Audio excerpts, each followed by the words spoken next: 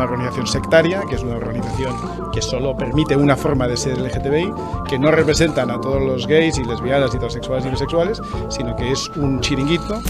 Si ets de les que sempre t'han explicat que un príncep blau vindrà al teu rescat, si és de les que sempre t'han fet triar entre el color rosa o el color blau clar, pensaves que l'amor s'imposava. La ley trans la voy a derogar.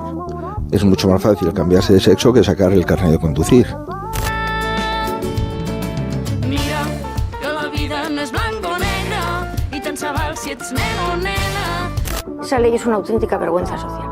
Esa ley, si en algún momento llegamos Vox a poder hacer algo, esa ley tiene que ser derogada. T'expliquen, mai faràs el teu camí.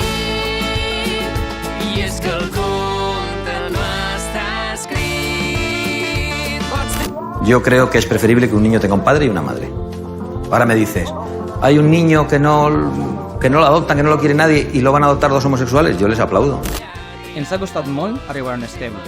Hem treballat de valent per construir una societat que estima i empara la diversitat. Hem fet grans avanços en favor de la igualtat i hem buscat que totes les persones puguen ser i estimar lliurement.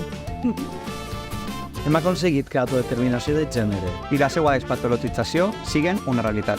Hem deixat clar que els drets del col·lectiu són drets humans.